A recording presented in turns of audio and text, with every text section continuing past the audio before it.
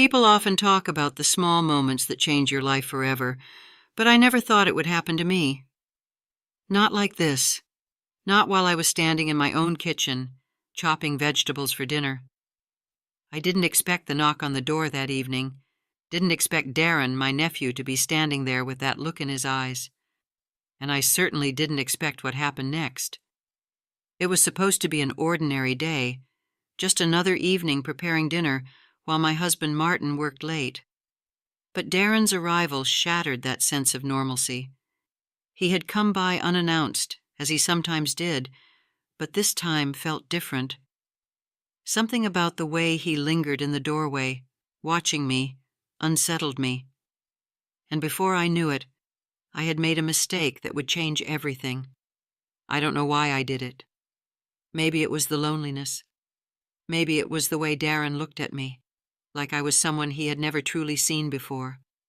Or maybe it was the thrill of being desired, something I hadn't felt in years. Whatever it was, I crossed a line that night, and the consequences were far worse than I could have ever imagined. This is the story of how my world unraveled, how one moment of weakness led to a series of events that spiraled out of control. It's a story of betrayal, guilt, and secrets that didn't stay buried for long. My name is Vivian, and for most of my adult life, I've been a wife, a mother, and a homemaker. I met my husband Martin when I was 25, and we married 2 years later. We settled into a quiet suburban neighborhood, the kind of place where everyone knows each other's business, but most people are too polite to say anything. Martin is an engineer, a man of routine and reliability. He's the kind of husband who provides. He makes sure the bills are paid, the house is maintained, and that our life runs smoothly. But over the years, something between us changed. We stopped talking like we used to. Our connection faded into the background, replaced by comfortable silence. Our son Caleb left for college a few years ago, and since then, the house has felt emptier than ever. Without Caleb, there's little to break up the monotony of my days. I spend most of my time cooking, gardening, and occasionally volunteering at the local library. It's a quiet life, but it's not without its loneliness. That's where Darren comes in. Darren is my nephew, Martin's younger sister Gwen's son. He's 27 and just moved back to town after finishing his graduate degree. He's always been charming, easy to talk to, and Martin and I have often invited him over for dinners and family gatherings. But over the last few months, he started stopping by more frequently, usually when Martin was at work. It was never anything inappropriate, just casual visits, small talk, and the occasional help with household chores. But there was always an undercurrent to our conversations, something unspoken but palpable. Looking back now, I should have seen it coming. It started innocently enough. Darren would drop by after work, claiming he was in the neighborhood and thought he'd say hello. He'd sit at the kitchen counter while I cooked, asking about my day, sharing stories about his life, and occasionally helping with small tasks like setting the table or chopping vegetables. It was nice to have someone to talk to, especially with Martin working so late these days. At first, I didn't think anything of it. Darren had always been close with our family, and his visits felt natural, even comforting. But as the weeks went on, I began to notice a shift in our interactions. He would linger a little longer after dinner, his compliments became more personal, and sometimes I'd catch him watching me with a look I couldn't quite place. One evening, while I was preparing dinner, Darren sat at the counter, watching me as I moved around the kitchen. "You look beautiful tonight, Aunt Vivian," he said, his voice soft. I laughed, brushing off the compliment. "I'm just wearing an apron and chopping onions, Darren. Hardly glamorous." "No, really," he insisted. "You have this grace about you. I don't know. It's just something I've always noticed." His words caught me off guard. Martin hadn't complimented me like that in years, and hearing it from Darren, someone so much younger, sent a strange thrill through me. I told myself it was nothing, that Darren was just being polite, but something about the way he said it lingered in my mind long after he had left. The day everything changed was a Thursday. Martin was at the office late again, working on a big project, and I was in the kitchen preparing dinner. Darren showed up unannounced, as he sometimes did. He looked a little off, his usual easy smile replaced by something more intense. "I didn't expect you tonight," I said, turning away from the stove to face him. "Martin's not home yet." "I know," he replied, stepping into the kitchen. "I came to see you." There was something in his voice that made my heart race, and not in a good way. I could feel the shift in the air, the tension between us building as he moved closer. "What do you mean?" I asked, my hands suddenly unsteady as I chopped vegetables. Darren walked over to me, his eyes locked on mine. "I've been thinking about you, Aunt Vivian, a lot." I froze, the knife slipping from my fingers and clattering onto the counter. "Darren, what are you talking about?" He reached out, his hand brushing against my arm, sending a shiver down my spine. "You know what I mean. I can't stop thinking about you. You're all I think about." I should have pushed him away. I should have told him to leave. But instead, I stood there, my mind racing, my body betraying me as a wave of heat washed over me. It had been so long since anyone had looked at me the way Darren was looking at me now, so long since I had felt desired. Before I knew it, Darren had closed the distance between us, his lips on mine, his hands pulling me close. I kissed him back, my heart pounding in my chest, the thrill of it overwhelming the guilt that lurked in the back of my mind. When it was over, we both stood there in silence, the reality of what had just happened settling in. I pulled away, my breath shaky, my mind spinning. "This can't happen again," I whispered, my voice trembling. "We can't do this." But even as I said the words, I knew they were a lie. Something had been set in motion, something I couldn't control. And deep down, I knew that it was only the beginning. The days that followed were a blur of guilt and confusion. I tried to convince myself that what had happened with Darren was a mistake, a moment of weakness that wouldn't happen again. But the truth was, I couldn't stop thinking about him. I couldn't stop thinking about how alive I had felt in that moment, how much I had wanted him. Darren didn't make it easy. He continued to stop by, finding excuses to visit, and every time he did, the tension between us grew stronger. It became harder and harder to resist him, harder to deny the attraction that had taken root between us. I was playing with fire, and I knew it. But I couldn't seem to stop. Martin, oblivious to what was happening, continued his routine of late nights at the office and business trips out of town. Our marriage had become one of convenience, a partnership built on years of shared history, but little passion. He barely noticed the change in me, the way I withdrew, the way I avoided his touch. But Caleb noticed. Our son had come home from college for the weekend, and I could see the concern in his eyes as he watched me. He asked me several times if everything was okay, but I brushed him off, telling him I was just tired, just distracted. But Caleb wasn't easily convinced. He had always been perceptive, and I could tell that he suspected something was wrong. Then one evening, Caleb and Darren showed up at the house together, and the tension in the room was palpable.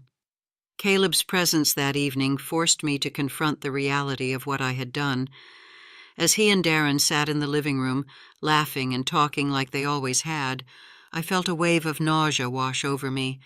I couldn't believe how far things had spiraled out of control, how deeply I had become entangled in this web of lies and deceit. I couldn't believe how far things had spiraled out of control, how deeply I had become entangled in this web of lies and deceit. Caleb had always admired Darren, looking up to him as an older cousin and confidant. The thought of my son sitting in the same room with the man I'd betrayed him and Martin with made my skin crawl. My stomach churned with guilt, and I could hardly focus on their conversation. All I could think about was what would happen if Caleb found out, if he ever discovered what his mother had done.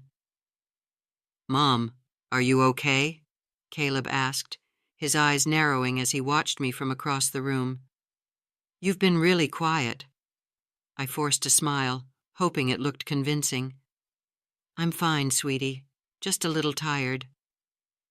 Darren's gaze flickered to me for a brief second before he looked away, focusing on Caleb.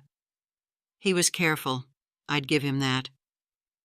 Even though I could feel the tension between us, Darren played it cool, acting as if nothing had changed between us. But I knew better. As the evening dragged on, I excused myself and retreated to the kitchen, needing space to think. My heart pounded in my chest as I leaned against the counter, struggling to catch my breath. What had I done? How had I let things get this far? I was snapped out of my thoughts when I heard footsteps behind me. I turned to find Darren standing in the doorway, his expression unreadable. "We need to talk," he said, his voice low. I shook my head, panic surging through me. "Not here. Not now. Caleb is in the other room."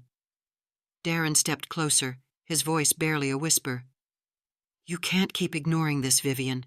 You can't pretend like nothing happened." I felt my heart racing, my hands trembling as I clenched the countertop for support. "I'm not ignoring it, but we can't do this. It has to stop." His jaw tightened, and for a moment I thought he might argue.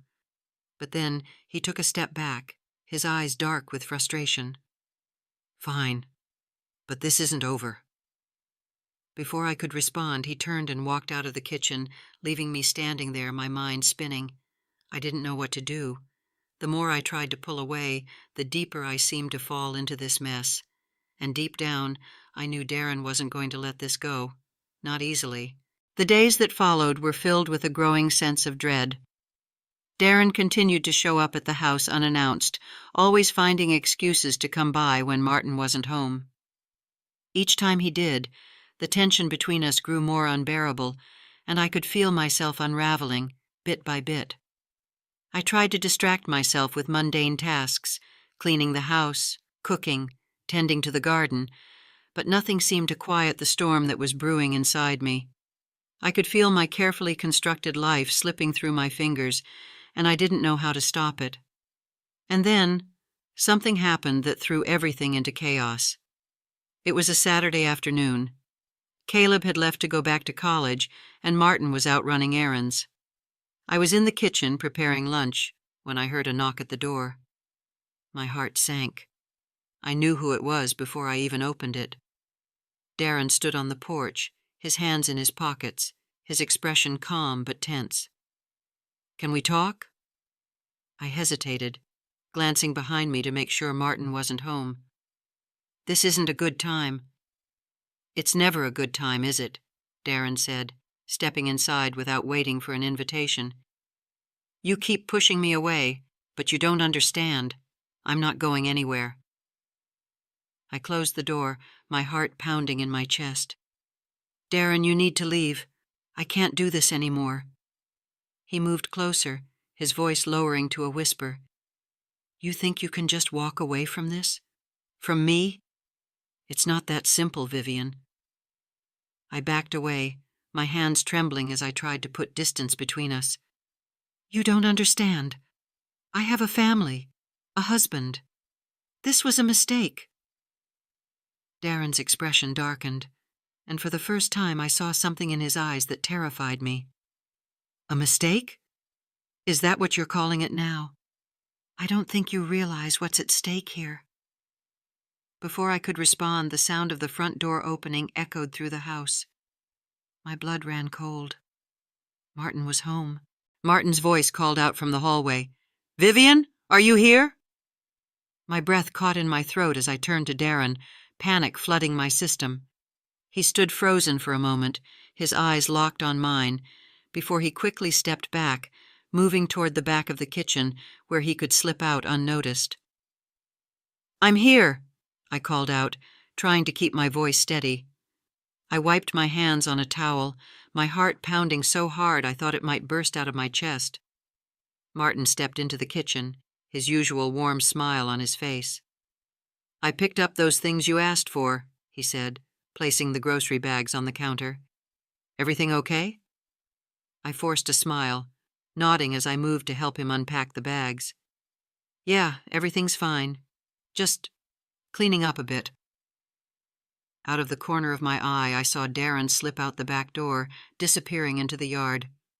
Relief washed over me, but it was short-lived. I knew this couldn't go on much longer.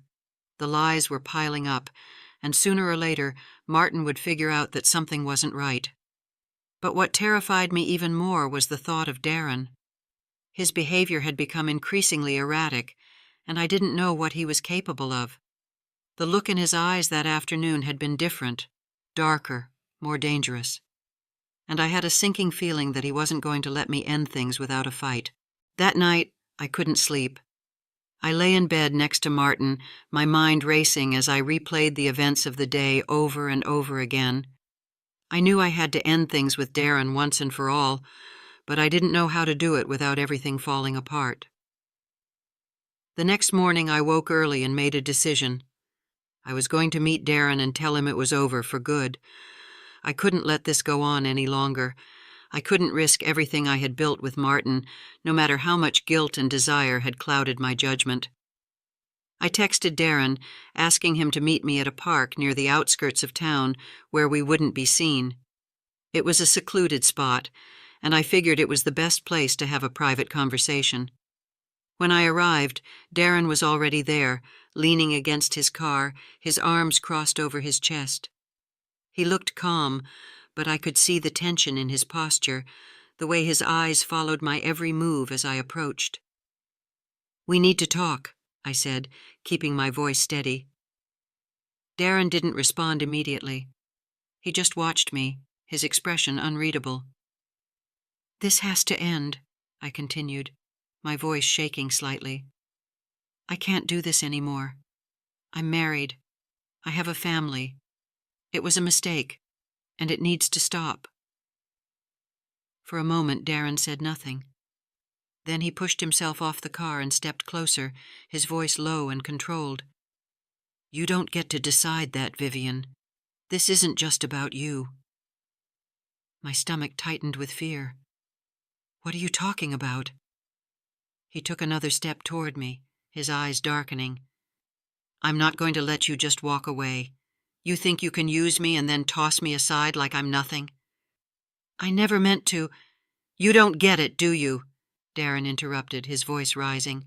"This isn't over. It's never been over." His words hung in the air like a threat, and I felt a cold shiver run down my spine. This was worse than I had imagined. Darren wasn't just upset. He was angry, possessive, and I could see now that I had underestimated how deeply he had become attached to me. "I'm not trying to hurt you," I said, trying to stay calm, "but I can't keep doing this. I love my husband." Darren's expression twisted into something between a sneer and a laugh. "Your husband? Where was he when you were kissing me? Where was he when you invited me into your bed?" I flinched at his words, guilt and shame washing over me. "Please, Darren, let this go. You have your whole life ahead of you. You don't need me." "I don't need you?" Darren stepped closer, his voice shaking with emotion. "You're the only thing I think about. You're the only one who's ever made me feel like I matter." I took a step back, fear clawing at my insides. This wasn't the Darren I knew. This was someone unrecognizable, someone dangerous. "I'm sorry," I whispered, my voice breaking, "but it has to end." Before I could say another word, Darren grabbed my wrist, his grip tight and unyielding. "You don't get to walk away from me, Vivian. Not like this." Panic surged through me, and I pulled my arm free, stumbling backward. "Darren, stop! Please!" For a moment he hesitated, his face contorted with anger and confusion. Then, without another word, he turned and stormed off toward his car, slamming the door and speeding away, leaving me standing alone in the empty park. I stood there for what felt like an eternity, my body trembling with fear and adrenaline. I knew this wasn't the end. Darren wasn't going to let this go. The days that followed were a nightmare. Darren didn't try to contact me again, but his absence only made me more anxious. I couldn't shake the feeling that something was coming, that Darren was planning something. The fear gnawed at me day and night, and I found myself constantly looking over my shoulder, jumping at every sound. Then, one evening, Martin confronted me. I had been so consumed with guilt and fear that I hadn't noticed the subtle changes in him, the way he watched me, the way his questions had become more pointed. But now, standing in the kitchen, his expression hard and unreadable, I knew that he had figured something out. "Vivian," he said, his voice cold, "we need to talk." "Vivian," Martin said again, his voice firmer this time, his eyes never leaving mine. "We need to talk." I stood frozen in the middle of the kitchen, the sound of my heartbeat echoing in my ears. This was it. He knew. Or at the very least, he suspected something was wrong. I could feel the weight of his gaze on me, the way his eyes searched my face for answers. "What's going on with you?" he asked, stepping closer. "You've been acting strange for weeks now. You're distant, distracted. You're not yourself." I swallowed hard, my mouth suddenly dry. I had no idea how to respond. The truth was on the tip of my tongue, ready to spill out, but I couldn't bring myself to say it. The thought of confessing everything, about Darren, about the affair, made me feel sick. I don't know what you're talking about," I said, my voice barely a whisper. Martin's eyes narrowed, and for a moment I thought he might lose his temper. But instead, he took a deep breath and ran a hand through his graying hair, clearly frustrated. "Don't lie to me, Vivian," he said, his voice calm but stern. "I know something is going on. You're hiding something from me." Tears pricked at the corners of my eyes, and I turned away, unable to meet his gaze. How could I explain what I had done? How could I tell him that I had betrayed him with Darren, the nephew he had practically helped raise? The thought of it was unbearable. "I've just been stressed," I lied, forcing myself to keep my voice steady. "You know, with Caleb away at school and everything." Martin watched me for a long moment, and I could see the doubt in his eyes.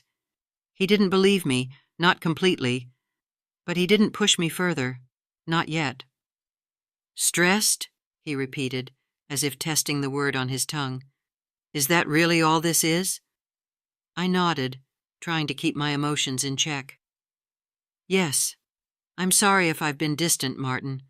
I didn't mean to worry you." For a moment he said nothing, just stood there watching me with a mixture of concern and suspicion. Then, finally, he sighed and turned toward the counter, picking up the groceries he had brought home. "All right," he said quietly. "But if something is bothering you, Vivian, I'm here. We can talk about it." I nodded again, my heart heavy with guilt. I wanted to tell him the truth, to come clean and face the consequences of my actions. But the fear of losing him, of losing everything, kept my mouth shut. As Martin unpacked the groceries, I excused myself to the bathroom, locking the door behind me as soon as I was inside. I leaned against the sink, my hands gripping the edge of the counter, and stared at my reflection in the mirror. What had I become? How had I let things get this far? I knew that the longer I kept the secret, the worse it would be when the truth finally came out. And I had no doubt that it would come out. Darren wasn't going to let this go, and it was only a matter of time before everything came crashing down. It wasn't long after that conversation with Martin that Darren reappeared. I had been dreading it, knowing that he wouldn't stay away for long. The question wasn't if he would come back, but when, and how. It happened on a Wednesday afternoon, when Martin was at work. I had just finished cleaning the living room and was about to head out to run errands when I heard a knock at the door. My heart sank. I knew who it was.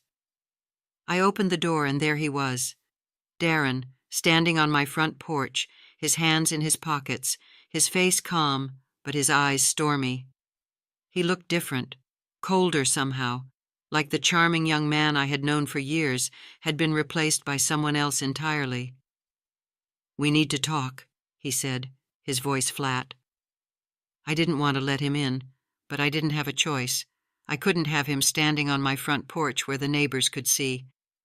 With a sigh, I stepped aside, and he walked past me into the house, the tension between us thick enough to cut with a knife. "I've told you," I began, trying to keep my voice steady. "This is over, Darren. Whatever you think we had, it's done." Darren turned to face me, his jaw clenched. "You think you can just throw me away like I'm nothing?" I swallowed hard, my hands trembling. I didn't mean to hurt you, but this was a mistake. You know that." "A mistake?" Darren repeated, his voice laced with anger. "That's all this was to you? A mistake?"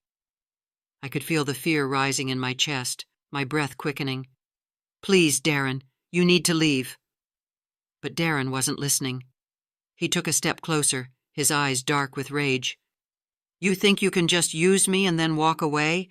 Do you really think I'm going to let you do that?" Panic surged through me, and I backed away, my heart racing.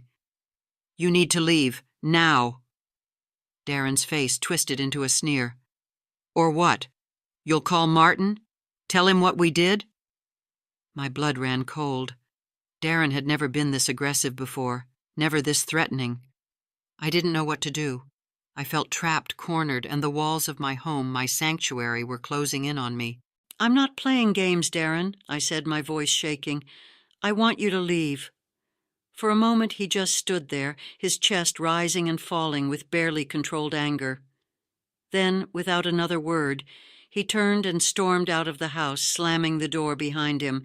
I collapsed onto the couch, my entire body trembling. I knew this wasn't over. Darren was unpredictable, and I had no idea what he might do next. But one thing was clear. I had to find a way to stop him before everything came crashing down. The next few days were a blur of fear and anxiety. I was constantly on edge, waiting for the other shoe to drop. I knew Darren wasn't going to give up easily, and every time the phone rang or someone knocked at the door, my heart jumped into my throat. Then, one evening, the call came. It was late, and Martin was already asleep. I was in the kitchen, finishing up the dishes, when my phone buzzed on the counter. I picked it up, my stomach twisting when I saw Darren's name on the screen. For a moment, I considered ignoring it, but something told me that this was important. With trembling hands, I answered the call. "You think you're so clever, don't you?" Darren's voice was low and dangerous, sending a shiver down my spine. "You think you can just ignore me, pretend like none of this ever happened?" I swallowed hard, trying to steady my voice. "Darren, please, you need to stop this." "I'm done playing nice, Vivian," he said, his voice cold. "You don't get to walk away from me without consequences." "What are you talking about?" I asked, fear gripping me. "You'll see soon enough," Darren replied, his tone dark and ominous. "You're going to regret everything." Before I could respond, he hung up, leaving me standing there in stunned silence. My hands shook as I placed the phone back on the counter. What was Darren planning? What did he mean by consequences? The fear that had been gnawing at me for days suddenly intensified. I knew Darren was unstable, but I hadn't realized just how dangerous he could be. And now I was terrified of what he might do. I didn't sleep that night. Every creak of the house, every distant sound from outside made me jump, my heart racing with fear. I knew I had to do something, but I didn't know what. If I told Martin the truth, it would destroy everything, but if I didn't, I had no idea what Darren might do next. The next morning, I made a decision. I couldn't keep living in fear. I had to tell Martin the truth, no matter what the consequences were. I couldn't let Darren continue to hold this over me. It was time to come clean. But before I had a chance to sit Martin down and confess, something happened that changed everything. I was at home, preparing lunch, when the doorbell rang. I wasn't expecting anyone, So I approached the door cautiously, my heart pounding in my chest. When I opened it, I was greeted by a police officer standing on my front porch. "Mrs. Williams?" the officer asked, his expression serious. "Yes," I replied, my voice trembling. "Is something wrong?" "I'm afraid there's been an incident," he said, his tone grave. "We need you to come down to the station." Panic surged through me. What kind of incident? The officer hesitated for a moment before answering. "It's about Darren." I sat in the small, cold room at the police station, my hands clasped tightly in my lap. My mind was racing, trying to make sense of everything. What had happened to Darren? Why were the police involved?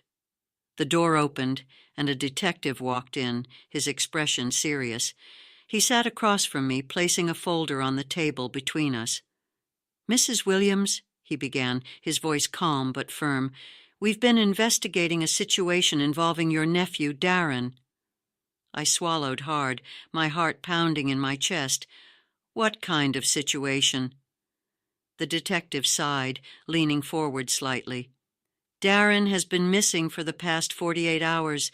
His car was found abandoned at the edge of town, and we've been unable to locate him." My blood ran cold. Missing? Darren was missing? I don't understand," I stammered, my mind spinning. "He was just at my house a few days ago." The detective nodded, his eyes sharp. "That's what we've been told. We have reason to believe that Darren's disappearance may be connected to a personal conflict. Can you tell me anything about your recent interactions with him?" Panic surged through me. I couldn't tell the detective about the affair, about the threats Darren had made, but I also knew that if I lied, it could make things worse. I don't know," I whispered, my voice shaky. "He's been acting strange lately. He seemed angry." The detective's eyes narrowed. Angry about what? I hesitated, my mind racing as I tried to find a way to explain without revealing the truth. "I'm not sure. He wasn't himself." The detective leaned back in his chair, studying me for a moment before speaking again. "Mrs. Williams, is there something you're not telling us? We need to know everything if we're going to find Darren." Tears welled up in my eyes, and I shook my head. "I don't know where he is. I don't know what happened to him." The detective nodded slowly, but I could tell he wasn't convinced. "All right," he said, standing up from the table. "If you think of anything else, please contact us immediately." I nodded, my heart heavy with guilt and fear. Darren was missing, and I had no idea where he was or what had happened to him. But one thing was clear. Whatever had happened, it was far from over. After the police left, I sat in the kitchen, staring blankly at the table in front of me. My mind was a whirlpool of fear, guilt, and confusion. Darren was missing, and the police were already suspicious. They knew something was wrong, and sooner or later the truth would come out. I had no idea where Darren had gone or what had happened to him, but his threats echoed in my mind. He had promised consequences, and now he had disappeared. I had to tell Martin the truth. There was no more time to hide, no more pretending that everything was fine. The weight of my lies had become too much to bear, and with Darren missing, it was only a matter of time before the police connected the dots. I couldn't keep running from the truth any longer. That evening, after Martin got home from work, I sat him down in the living room. My hands trembled as I wrung them together, trying to find the words to explain what I had done. He looked at me with concern, sensing the tension in the air. "Vivian, what's going on?" Martin asked, his voice gentle but firm. "You've been acting strange for weeks now. You're scaring me." Tears welled up in my eyes, and I could feel my heart pounding in my chest. This was it. There was no turning back. "I need to tell you something," I whispered, my voice shaking, "and it's not going to be easy to hear." Martin's expression shifted, worry creasing his brow as he sat forward, his eyes fixed on mine. "What is it? Just tell me."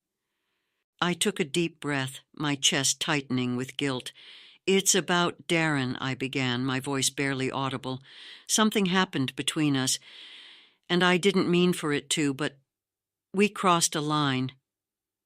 Martin's face twisted in confusion for a moment before the realization hit him. His eyes widened, and he stood up from the couch, pacing the room in disbelief. "What are you saying, Vivian?" His voice cracked, a mix of anger and shock flooding his words. "I'm so sorry," I cried, my voice trembling. "I didn't mean for any of this to happen. It was a mistake. I know I hurt you, and I'm so sorry." For a moment, Martin stood there staring at me in stunned silence. Then he shook his head, his face flushed with anger. You were with him? My own nephew? How could you do this to me? To us?" Tears streamed down my face as I stood up, reaching out for him. "I'm sorry, Martin. I didn't mean for it to go this far. I never wanted to hurt you." Martin backed away from me, his expression a mixture of pain and betrayal. "How long has this been going on?" "Not long," I whispered. It wasn't like that. It was a mistake." "A mistake," he shouted, his voice rising in anger. "You think you can just call this a mistake? You've destroyed everything." I flinched at the raw pain in his voice, my heart breaking for the man I had betrayed. I had never seen him like this, and the guilt was suffocating. But there was more I had to tell him. "There's something else," I said, my voice shaky. "Darren. He's missing." Martin stopped in his tracks, his eyes narrowing as he stared at me. "What do you mean he's missing?" "The police came by today," I explained, wiping the tears from my face. "They said his car was found abandoned, and they haven't been able to find him. He's been missing for 48 hours. Martin's face drained of color, and for a moment he looked like he might collapse. He sank onto the couch, burying his face in his hands. "What have you done, Vivian?" "I don't know," I whispered, my voice breaking. "I don't know what happened to him, but he made threats before he disappeared. I think something's wrong." For a long moment, Martin didn't say anything. He just sat there, his body trembling as he tried to process everything. I stood there, frozen, unsure of what to do or say. I had shattered his world, and there was no way to fix it. Finally, Martin looked up, his eyes filled with a mixture of anger, sadness, and fear. "We need to go to the police," he said quietly. "We need to tell them everything." The following morning, Martin and I went to the police station. I had barely slept the night before, my mind racing with the possibilities of what had happened to Darren. The fear of what the police might think, of how everything would play out, gnawed at me. But I knew Martin was right. We couldn't keep this to ourselves any longer. When we arrived at the station, we were met by Detective O'Leary, the same detective who had come to my house the day before. His expression was serious as he led us into a small interrogation room. The walls were stark, and the tension in the air was thick. "You said you had more information about Darren's disappearance?" Detective O'Leary asked, his tone measured as he sat across from us. I took a deep breath, my hands trembling as I glanced at Martin, who nodded slightly, encouraging me to continue. "I need to be honest," I began, my voice shaky. "There's something I didn't tell you yesterday. Darren and we were involved in something inappropriate. It started a few weeks ago, and I ended it. But he didn't take it well." The detective raised an eyebrow, his expression unreadable. "Involved how?" I swallowed hard, the words catching in my throat. "We had an affair." The room seemed to grow colder, and I could feel Martin stiffen beside me. The detective didn't react, but I could see the gears turning in his mind. "And when you ended it?" he asked, his voice calm. "What happened?" "He got angry," I admitted, my hands wringing together. "He made threats. He said there would be consequences if I tried to walk away." Detective O'Leary nodded slowly, leaning back in his chair as he studied me. "And when was the last time you saw him?" 4 days ago," I replied. "He came to the house. He was upset, but he left. I haven't seen or heard from him since." The detective was silent for a moment, his eyes fixed on me as he processed everything. Then he stood up, gesturing for us to stay seated. "I'll be right back." Martin and I sat in silence as we waited, the weight of everything pressing down on us. I could feel his anger simmering just below the surface, but for now, he kept it in check. We were in too deep now. There was no turning back. After what felt like an eternity, Detective O'Leary returned, carrying a file in his hand. He placed it on the table in front of us, opening it to reveal a series of photographs. My heart skipped a beat when I saw what was inside. It was a crime scene. The photographs showed a wooded area, police tape strung between the trees, and in the center of it all, Darren's abandoned car. My stomach churned as I looked at the images, dread pooling in my gut. "We found his car here," the detective said, pointing to one of the photographs. "But there's been no sign of him, no indication of foul play, but we're still investigating." I swallowed hard, my mind racing with possibilities.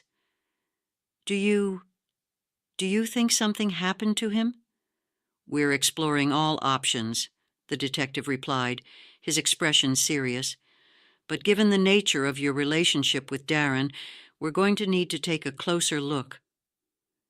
My heart sank. I knew what that meant.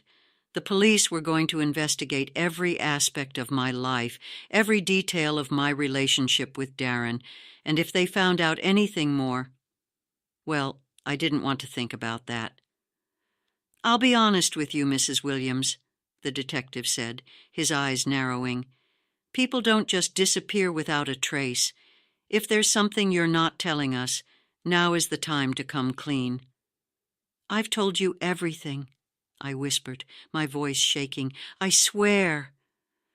For a long moment the detective just stared at me, his gaze piercing. Then he closed the file and stood up. "We'll be in touch. In the meantime, I suggest you stay close to home." Martin and I left the station in silence. The weight of what had just happened hung between us, a suffocating cloud of fear and uncertainty. I had told the police the truth, or at least part of it, but there was so much more that I didn't understand. Where was Darren? What had happened to him? And more importantly, what was going to happen to me? The next few days passed in a blur of anxiety and waiting. I couldn't shake the feeling that something terrible was about to happen, that Darren's disappearance was only the beginning of a much larger nightmare. The police continued their investigation, but there were no new leads, no signs of where Darren had gone. Martin barely spoke to me. Since my confession, he had kept his distance, retreating into himself. I knew he was angry, hurt, and confused, but I didn't know how to reach him. Our marriage had been shattered, and I wasn't sure if it could ever be repaired. The guilt weighed on me like a lead blanket. I had caused this. My actions had set off a chain of events that I couldn't control, and now Darren was missing, and the police were circling closer. I felt trapped in my own life, suffocated by the consequences of my mistakes. Then, one night, everything came to a head. It was late, and I was sitting in the living room, staring blankly at the television, when I heard a noise outside.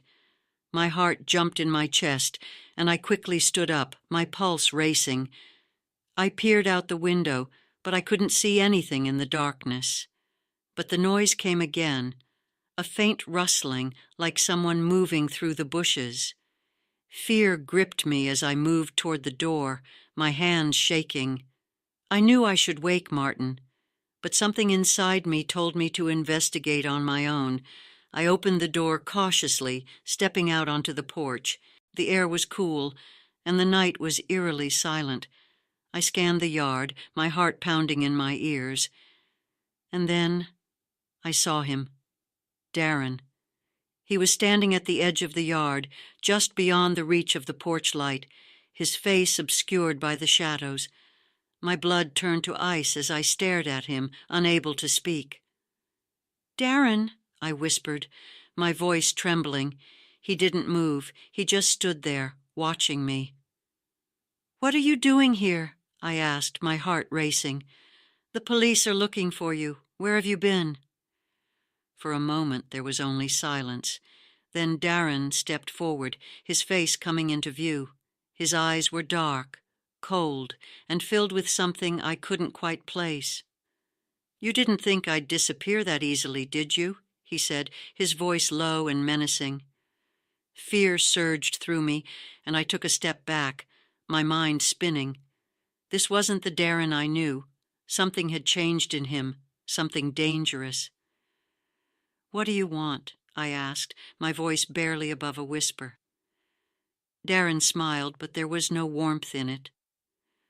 "I told you there would be consequences, Vivian, and now it's time to pay." I stood frozen on the porch, staring at Darren as the shadows played across his face. My heart pounded in my chest, every instinct in my body screaming for me to run, to call for Martin, to do something, anything, but I couldn't move. I was trapped, both by my fear and by the knowledge that I had brought this all upon myself. Darren took another step forward, his eyes locked on mine. He was so close now that I could see the tension in his jaw, the anger simmering just beneath the surface. This wasn't the Darren I had known. This was someone else entirely, someone dangerous. "You didn't think you could get rid of me that easily, did you?" Darren said, his voice low and menacing. I swallowed hard, my throat dry. "Darren, please, this isn't right. You need to stop. You need to go to the police. They're looking for you." He let out a bitter laugh, shaking his head. "The police? You think I care about the police? They won't find anything because there's nothing to find. I've been careful." My blood ran cold. "Careful? What are you talking about?" Darren's eyes gleamed with something dark, something unhinged. "I told you, Vivian, there would be consequences. You thought you could use me, toss me aside, and go back to your perfect little life with Martin. But it doesn't work that way. You don't get to walk away from me." I took a step back, my body trembling. "I didn't use you, Darren. I never meant for any of this to happen." "You didn't mean for it to happen?" Darren repeated, his voice rising with anger. "Then why did you do it? Why did you kiss me that first time? Why did you lead me on?" "I made a mistake," I whispered, my voice breaking. "I'm sorry, Darren, I really am. But you have to let this go. You have to move on." Darren shook his head, his jaw clenched tight. "Move on? You think I can just forget everything after what we had?" "We didn't have anything," I said, my heart aching with guilt as the words left my mouth. "It was a mistake, a terrible mistake." For a moment, Darren just stood there, his face twisted with pain and fury. Then suddenly his expression shifted. His eyes narrowed, and a cold smile spread across his lips. "You think you can just erase me from your life?" he said, his voice dangerously calm. "Well, I've got news for you, Vivian. I'm not going anywhere. Not until you've paid for what you did." My heart lurched, panic surging through me. "What are you going to do?" Darren took another step closer, his face inches from mine now. "You'll see." Just then, the sound of a door creaking behind me made my heart leap into my throat. I turned to see Martin standing in the doorway, his face pale, his eyes wide with confusion and anger. He had heard everything. "Martin," I began, my voice trembling. But before I could say another word, Darren lunged forward, grabbing my arm and yanking me toward him. I let out a startled cry, trying to pull away, but his grip was like iron. "Darren, let her go!" Martin shouted, stepping forward, his face flushed with rage. Darren tightened his grip on my arm, his eyes wild. "Stay back, Martin. This doesn't concern you." "The hell it doesn't," Martin growled, his fists clenched. "Let her go, or I'll—" "Or you'll what?" Darren interrupted, his voice mocking. "You think you can just walk in and play the hero now, after everything she's done?" Martin's eyes flickered with pain, but he didn't back down. "Let her go, Darren.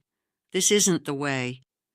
For a moment it seemed like Darren might explode. His entire body was tense, his grip on my arm painfully tight. But then something in his expression shifted.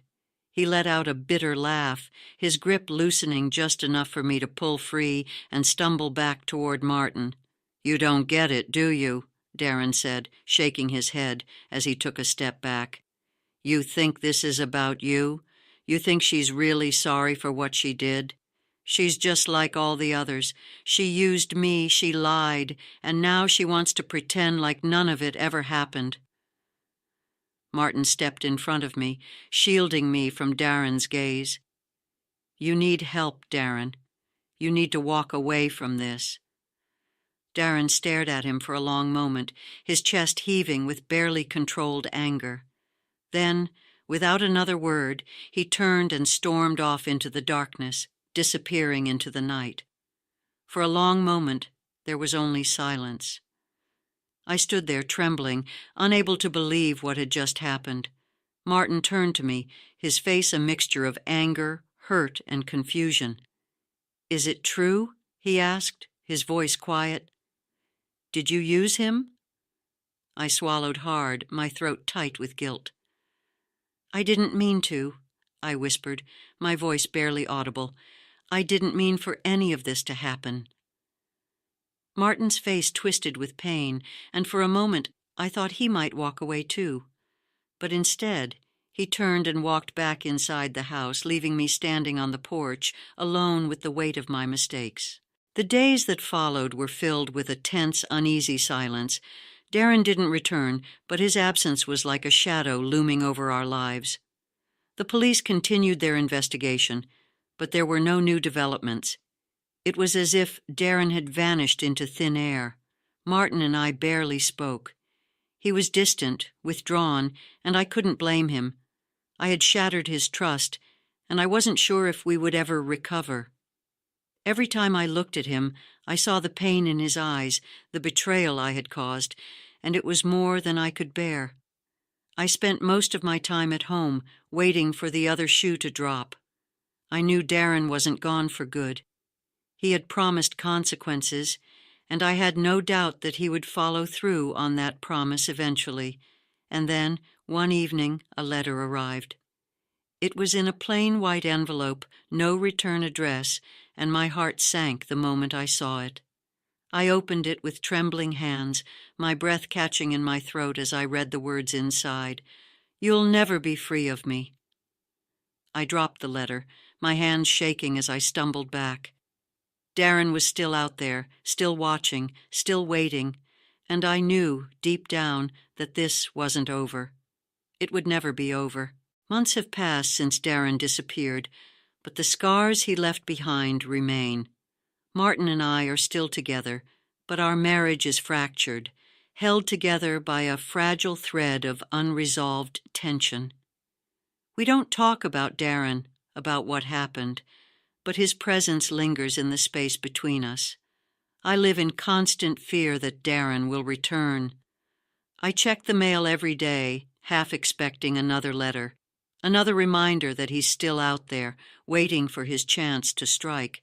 I don't know where he is or what he's planning, but I know that I'll never truly be free of him.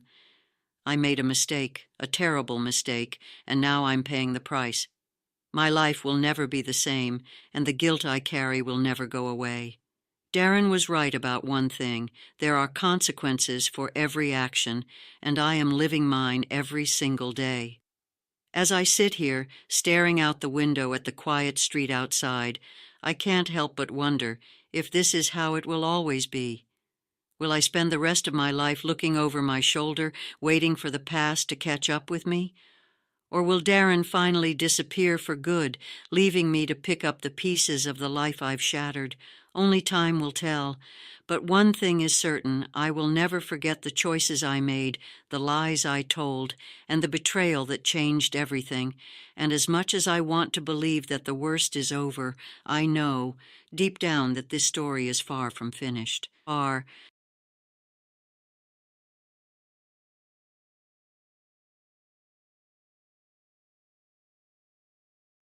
They say that life changes after a certain age, that at some point the fire in your heart quiets down, and what's left are embers flickering faintly.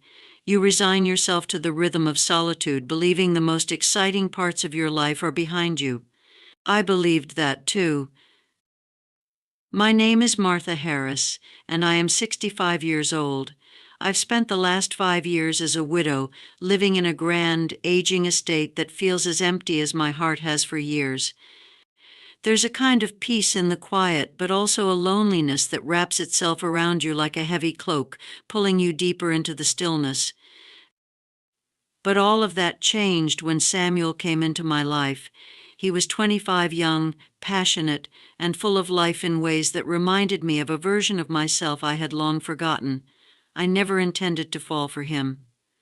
In fact, I never thought I could still feel what I ended up feeling. This isn't a story about youthful passion, nor is it about love in the traditional sense. It's about the unexpected, the disruptive force of desire that shows up when you think you're beyond it. I can't explain why it happened or even if it should have, but I know this Samuel made me feel alive again in ways I never imagined possible. My estate, nestled at the edge of a small coastal town, has been in disrepair for years. It is a house built on memories of my husband Charles, who passed away 5 years ago, and the life we once shared. The walls echo with the sound of the past, a past I cling to because it's all I've had for so long. Since Charles' death, my life has been defined by routine. I wake up early, brew coffee, and sit by the window watching the ocean roll in and out, as if waiting for something to change. But nothing ever does. I tried to keep busy. I gardened, volunteered at the library, and even took up knitting at one point, but none of it filled the void. My career as a journalist had been long over by the time Charles passed, and now I felt like a relic, useless, forgotten. The woman who had once traveled the world interviewing dignitaries and exploring foreign lands was reduced to someone who barely left her house. Even my body betrayed me. The aches in my joints reminded me daily of how far I'd fallen from my prime. I still see people from time to time. Alice, my neighbor and closest friend, would come over for tea on Sundays, but even those visits felt hollow. She had her own life, her own family, and I couldn't help but feel like an outsider looking in. It was as if I had become a ghost in my own life, drifting through the days without a clear purpose. The house, once vibrant and full of life, was beginning to show its age, too. The roof leaked, the foundation creaked, and the wood around the windows had begun to rot. It was a fitting metaphor for how I felt inside, weathered and crumbling, but too tired to do anything about it. That is, until the day the cracks in the old estate's walls became too big to ignore. The house needed repairs, and so did I, though I didn't realize it at the time. I remember the first day Samuel came to the house as clearly as if it were yesterday. It was a warm day in late spring, and I had called a local construction company to assess the damage. When the truck pulled up, I expected to see some grizzled old contractor, but instead, out stepped Samuel, young, strong, and full of energy. He wore a faded t-shirt and jeans, his hair disheveled from the wind, and his smile was easy, as if the world hadn't yet weighed him down. I felt an immediate discomfort in his presence, not because of anything he did, but because I wasn't used to being around someone so young. He introduced himself with a confidence that both surprised and intrigued me. "Mrs. Harris, I'm Samuel.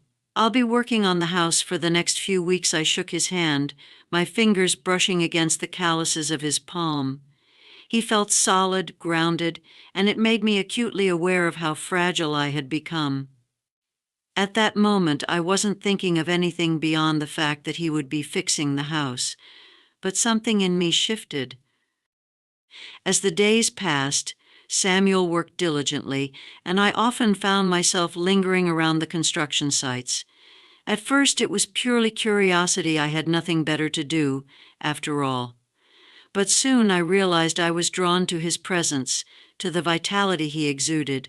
His laughter filled the quiet house, and his music, he would sometimes play guitar during breaks, floated through the halls like a forgotten melody. We talked often during his breaks. He asked me about my life, my travels as a journalist, and I found myself opening up to him in ways I hadn't with anyone in years.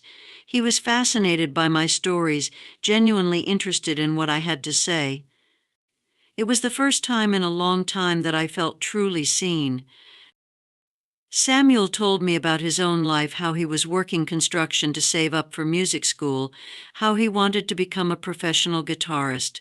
There was a fire in him, a hunger for life that I had once had but lost somewhere along the way. And as I listened to him talk about his dreams, I felt something stirring inside me. I should have known then that I was playing with fire, but I told myself it was harmless. After all, I was a widow, old enough to be his mother.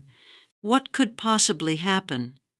Days turned into weeks, and Samuel's presence in the house became something I looked forward to more than I cared to admit.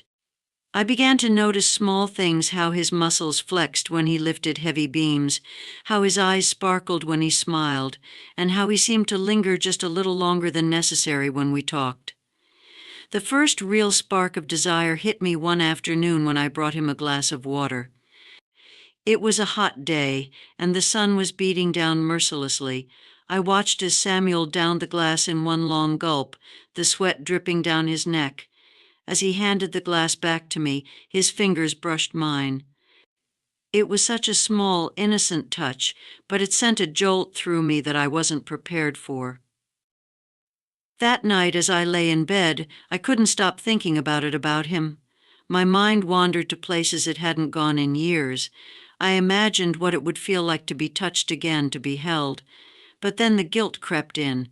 How could I be thinking such things about someone so much younger? It was absurd, shameful, but the thoughts didn't go away. Every time I saw him, they grew stronger. I started to notice how I would linger in front of the mirror before he arrived, adjusting my clothes, making sure my hair was neat. It was foolish, but I couldn't help myself. One afternoon, as we were walking around the estate, I tripped on an uneven stone and stumbled into him. His hands caught me before I could fall, steadying me. We stood there for a moment, too close, his hands gripping my arms. My breath caught in my throat, and I could feel the heat radiating off his body. "I've got you," he said softly, his voice low. I looked up at him, and in that moment something passed between us. It was brief, just a flicker of recognition, but it was enough. I pulled away quickly, mumbling my thanks, but the damage was done. Something had shifted, and there was no going back. The first kiss happened late one evening. Samuel had stayed behind after work to help me move some furniture in the attic. We were both tired, the light in the attic dim and the air thick with dust. After we finished, we sat down on an old bench, catching our breath. We talked for a while, the conversation flowing easily as it always did. But then something changed. The silence between us stretched out, and the air grew heavy with unspoken words. I could feel him watching me, his gaze lingering on my face, and when I looked up, our eyes locked. I don't know who moved first.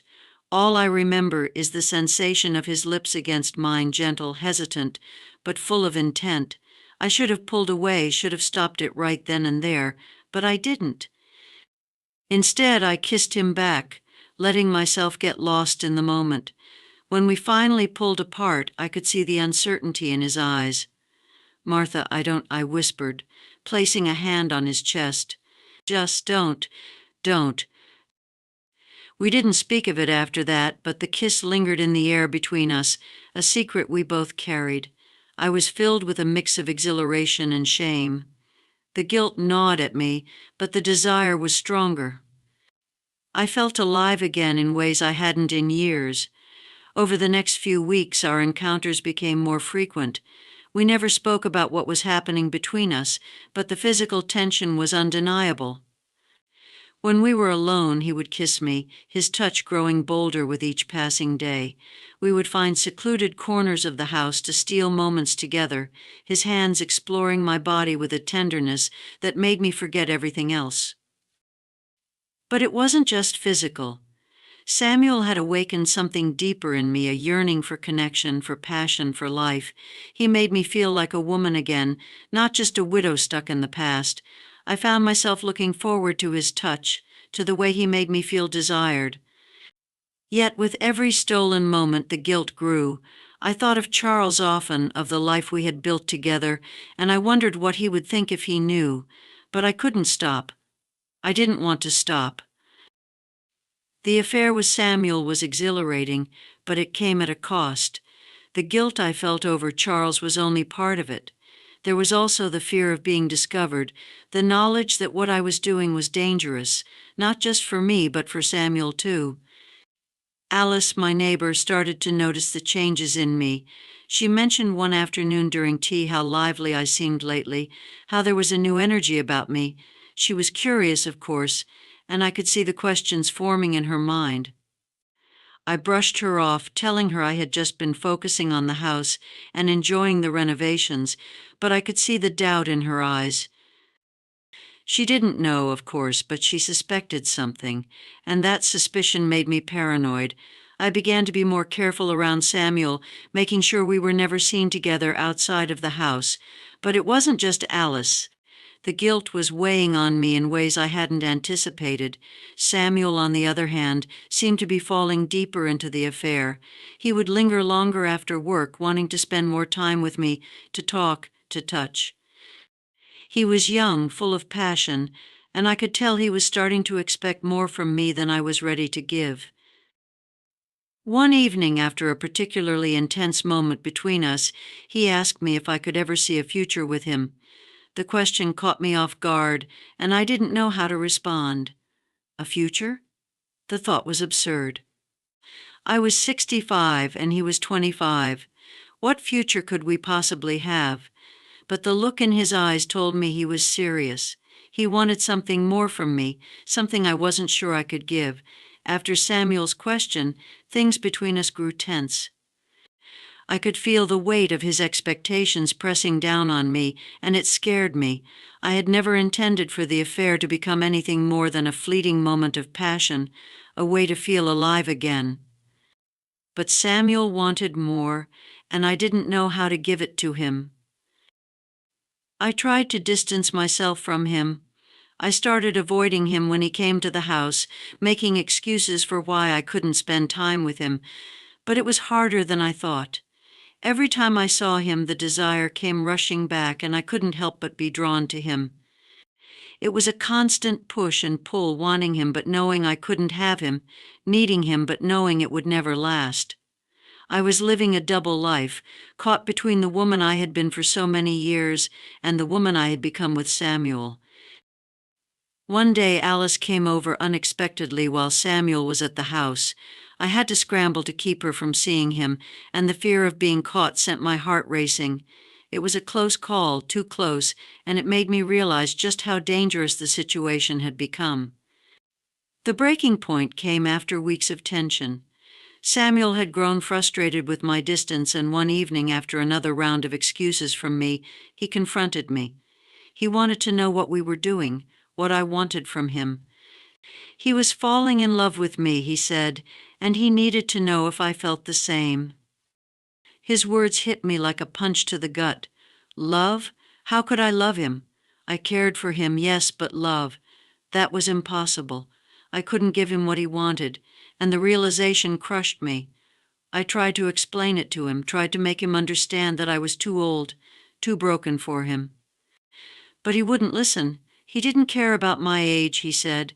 He didn't care about any of it. He just wanted me. But I knew it couldn't last. The guilt, the shame, the fear, it was all too much. So with a heavy heart, I told him we had to end it. There was no future for us, and the sooner we accepted that, the better.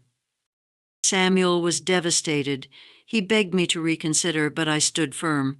It was over. It had to be.